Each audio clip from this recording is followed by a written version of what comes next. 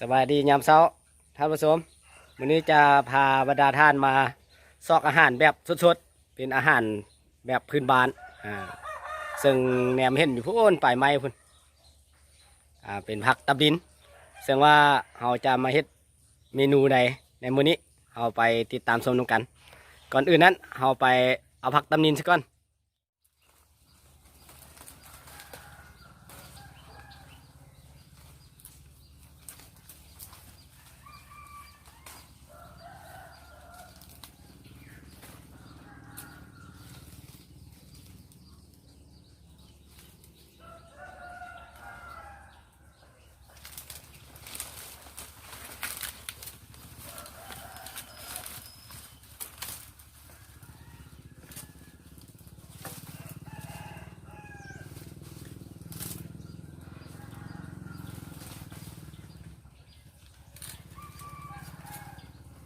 ได้แล้วท่านผู้ชม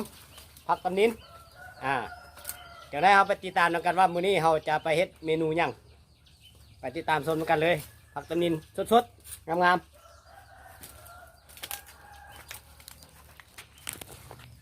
ๆเอาไปติดตามชมกันเลยซึ่งว่าองค์ประกอบส่วนประกอบในเมนูเราในมื้อนี้ก็มีบางส่วนที่ได้กะเตรียมไว้แล้วแต่นี่เป็นผักตับดินสดๆเก็บสดๆเลยนี่เมนูที่ได้กะเตรียมมาก็จะมีหลากหลายอันในเมนูเขาจะมาแกงหน่อแบบพื้นบ้านซึ่งหลักๆเขาก็จะมีหน่อสดๆเลยหากระปอกหากไปหักเอามาเมื่อกี้นี้เป็นหน่อไผ่เลี้ยงซึ่งหน่อประเภทนี้เขาจะไปแกงเลยบ่ทาต้มให้มันจืดแล้วก็จะมีมังอืออ่อนมีข้าวมาหรือว่าข้าวเบื่อที่เขาจะไปตำฮะก็จะมีน้ำย่านางมีเกลือแป้งนัวต่อมาที่ผักเราได้เก็บไปเมื่อกี้นี่ก็คือผักตำนินแล้วก็ยอดมังอึยอดมังอึในนั้นองค์ประกอบต่อมาก็คือมะเขือหัวผักบัวและหัวข่าซึ่งหัวข่านี้เราจะไปต้มใส่กับหน่อเพื่อให้รสชาติของหน่อมันจืดลงบ่ถ้าไปต้มให้มันจืดเราจะแกงเลยนะมื้อนี้โดยเฉพาะมันหัวผักบัวกับหัวข่านี่เห็นให้หน่อเขาจืดลงที่คาดบ่ได้เมนูเด็ดในมื้อนี้ก็คือหอยเป็นหอยจูบนี่คือหอยที่เราได้จิ้มหัวเป็นที่สำเร็จนั่นก็เป็นหอยจำนวนหนึ่งที่ยังบ่ทันได้จิ้มซึ่งหอยเราในมื้อนี้จะมีประมาณอยู่2 โลซึ่งว่าเบิ่งที่หัวหอยก็เป็นตาแซ่บแล้วท่านผู้ชมหลังจากจิ้มออกมาแล้วเราจะไปเฮ็ดเมนูใดก็ได้สำหรับหอยแต่ในมื้อนี้เราจะมาเฮ็ดเมนูเด็ดคือหน่อไม้ใส่หอยตาแดงยำก็เป็นตาแซ่บอีกท่านผู้ชมจะว่าเราจะไปแกงแบบใดมีส่วนประกอบแบบใดเราไปติดตามชมนำกันเลยแต่ว่าหม้อไฟเราก็เตรียมไว้พุ่นแล้วหลังจากที่เราได้กระเทียมเป็นที่เรียบร้อยแล้วว่าจะเป็นส่วนประกอบต่างๆมีมะเขือหัวบัวหัวข่าหอมต่างๆเอามาเบิ่งเตาไฟเฮาเตาไฟเฮากำลังต้มน้ำร้อนเป็นที่เรียบร้อยหลังจากที่ต้มน้ำร้อนแล้วเราก็จะเอาเกลือแป้งนัวลงใส่แป้งนัวก็ขึ้นกับแต่ละคนว่ามักน้อยมักหลายสำใดมักนัวสำใดแต่ที่สำคัญปัจจุบันแม่นบ่ให้กินแป้งนัวหลายเพิ่นว่าจะเฮ็ดให้สุขภาพเฮาอ่อนเพลียเปียร้อยลงหรือว่ากระดูกพลอยหลังจากเกลือแป้งนัวลงแล้วเราก็จะเอาปลาแดกลงสิ่งสำคัญก็คือปลาแดกถ้าปลาแดกแซ่บก็จะเฮ็ดให้แกงนอเรามันแซ่บขึ้นไปตื้มเพื่อนว่าแกงนอนี้ปลาแดกแห้งปลุกเท่าใดแห้งแซ่บแห้งเหม็นเท่าใดแห้งคักเพื่อนว่าก็เอาลงไปเลย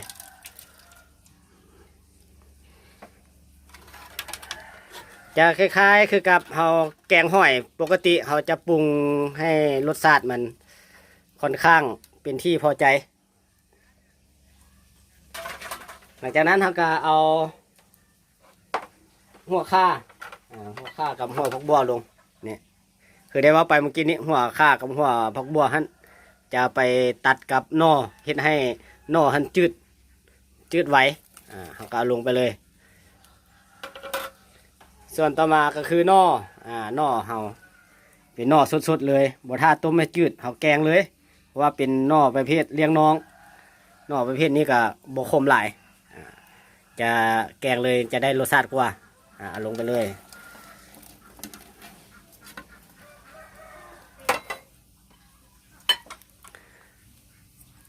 หลังจากเอาหน่อลงแล้วเราก็จะต้มไปประมาณ10 นาทีเพื่อให้หน่อเฮามันจืดให้หน่อมันบกขมจากนั้นเราก็จะเอาส่วนต่างๆลง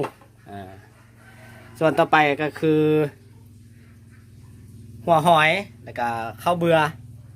และส่วนสุดท้ายก็คือมะเขือเราจะบอกเอาลงก้อนมะเขือเพราะว่าจะเฮ็ดให้เรารสชาติเรามันเผ็ดปากเพิ่นว่านะเนาะไก่ที่สุกแล้วเราจึงเอามะเขือลงเอาผักลงอาจจะช่วยให้รสชาติเราแซ่บขึ้นมาติดตามเบิ่งสีสันของหน่อเฮาเบิ่งน้ำยานางโอ้เข้มข้นจะได้จะมาเบิ่งว่ารสชาติมันเป็นอะไร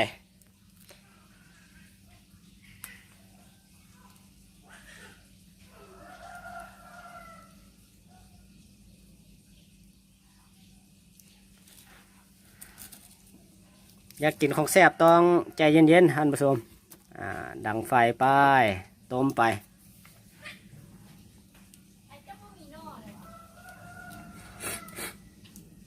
นอว่ะ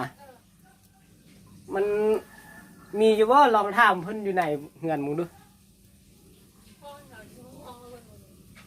หากระตัดมือเช้านี่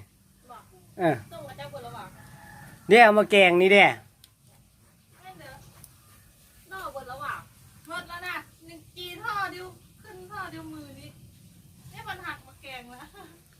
อีก2 มือเพื่อแหละ2 มือก็ไม่สู้ให้ทนเอาละคือลูกค้ามาถามเมื่อกี้แหละท่านผู้ชมหน่อไผ่เลี้ยงน้องเป็นหน่อไผ่ที่ออกทุกฤดูเป็นที่นิยมของคนเชื่อว่ามักแกงหน่อหรือว่าต้มหน่อมีอย่างต่างๆหน่อประเภทนี้สามารถปลูกขายได้ตลอดปีอันนี้ก็เป็นไผ่เลี้ยงน้องคือกันเอามาแกงอยู่นี่เชื่อว่าหน่อประเภทนี้มันเป็นหน่อที่บกคมหลายสามารถเอามาแกงได้เลยคือได้เฮ็ดให้เบิ่งผ่านมาเมื่อกี้นี้อยากได้กินของแซ่บกับพยายามอดใจรอท่านผู้ชมค่อยดังไฟไปต้มไปเบิ่งสีสันของเราก็เริ่มเป็นตายากขึ้นมาละถ้าผู้ใดสนใจก็คอมเมนต์ใต้คลิปได้เด้อซึ่งว่าหน่อเราก็มีขายทุกอาทิตย์ซึ่งว่าจะได้กินแบบสดๆก็ลองมาถามเบิ่งอยู่ในเฮือนพี่เนาะมาสอบถามในสถานที่ตัวจริงอยู่บ้านปักแกงเมืองเวียงคำแข้งเมืองจันทร์พี่เด้อถ้าสนใจก็มาสอบถามได้หรือบางมื้อก็เพื่อนจะเอาไปขายอยู่ตลาดน้อยบ้านปักแกงหั่นก็สามารถเข้าไปเบิ่งอยู่หั่นได้ถ้าบ่เห็นขายอยู่ในตลาดก็สามารถมาถามอยู่เฮือนเลยเป็นสถานที่ให้เราปลูกกินเองเป็นผักปลอดสารพิษหรือว่าหน่อปลอดสารพิษอันนี้ผักข้างเฮือนผักส่วนครัวก็เป็นผักปลอดสารพิษคือกันใส่แต่ฝุ่นขี้งัวบ่ได้ใส่ปุ๋ยใส่ยาปลูกแบบธรรมชาติแท้ๆเพราะว่าเราปลูกเองกินเองเลือกกินก็เอาไปขายหรือแบ่งปันญาติพี่น้องเฮือนไกลเฮือนเคียงพูนเห็นไกลๆซุ่มนอเขาอยู่พุ่นเป็นแบบเศรษฐกิจพอเพียงปลูกเองกินเองก็จะมีหัวชิไข่มันอย่างต่างๆปลูกอยู่ใกล้เฮือนเขานี่แหละต้องการยำใดก็ไปหักเอาเลยแบบสดๆว่าจะเป็นผักเป็นหอมบัวหอมลาบมันอย่างต่างๆเขาปลูกแบบธรรมชาติมาเบิ่งหม้อนอเขาฟดขึ้นแล้วเป็นตาแซ่บแล้วคนไปคนมากะว่านอเขามันสุกละเขากะต่อไปเขาจะเอาส่วนประกอบต่อไปลงก็คือหอยนี่หอยเขาโอ้เป็นตาแซ่บดีเลยท่านผู้ชมเนี่ยเบิ่งแต่หัวหอยกับเป็นตาทรงแซ่บละแซ่บดีหอยนี่เป็นหอยตาแดงเด้อหอยชนิดนี้เป็นหอยปี จุบตาแดงเอาลงไปเลยตาแซ่บแท้ๆได้ท่านผู้ชมซึ่งว่าท่านใดบ่เคยเฮ็ดสูตรนี้ก็ลองเอาไปเฮ็ดลองเบิ่ง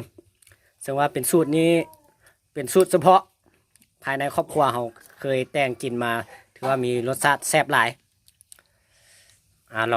ลองชิมเมืองน้ำมันก่อนท่านผู้ชมรสชาติมันจะเป็นอะไร